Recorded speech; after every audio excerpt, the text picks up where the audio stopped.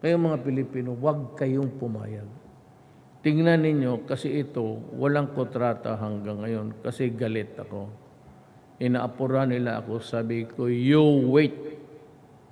Huwag mo akong apurahin, putang ina. Kasi yung kaso ninyo, airtight yan. Prosecutor ako. Makukonvict ko talaga kayo pag idinimanda ko yan. So may bagong kontrata ginawa si Guevara sa Justice Department. Nandiyan na sa kanila na yon. Pag-aralan daw nila. Pinag-aralan na. But I tell you, you better sign the contract which is good for the Filipino people. You do not sign it, I take over your operations, water distribution. I will nationalize the water in my country. Para hindi inyo magamit na paglukuhin ninyo ang Pilipino. I will take over, I will expropriate, then I will charge you in court.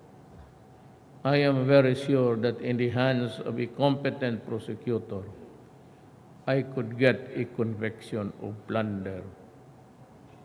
At once that case is filed or estafa on a large scale, there is no bail allowed. Kaya sabi ko, gusto ko makita itong mga putang inang mga bilyonaryo na ito sa loob ng prisuhan.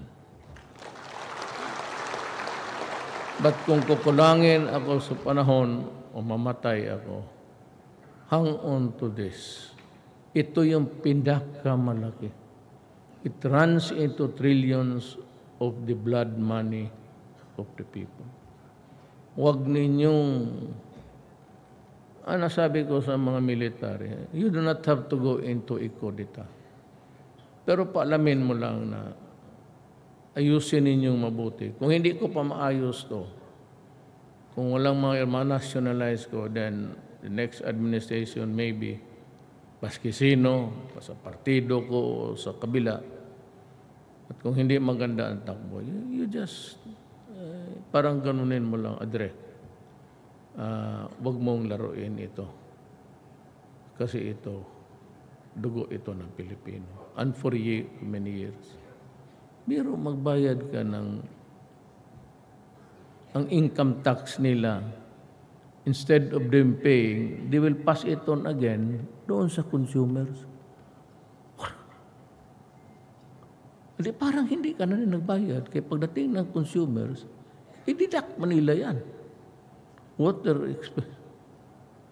So, yung kontrata na baski sa bugbog talaga ang Pilipino. By this time, trillions yan. Kaya huwag kayong magpayag na kontrata na hindi ipakita sa atin. We were all ignorant. It was not until after na yung walang tubig at naamoy ko na may kontrata, sinisingil ako ng 7 billion na lugi nila. Sabi ko sa cabinet member, sila, sekretary sabihin mo sa mga putang ina nila, ni 5 centimos, hindi ko sila babayaran. Bibirahin ko sila. And do not force my hand into it.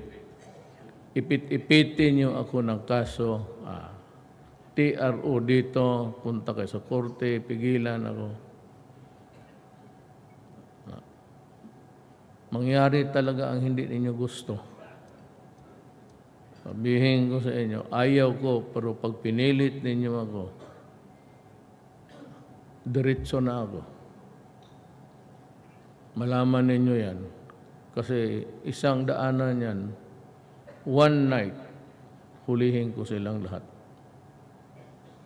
Diyan lang kayo. Kailan ko kayo palabasin? Hanggang gusto ko. Si Marcos, 27 years. Gawain ko akin 30 years. Putang ina kayo. Sinabi ko na nga sa inyo eh.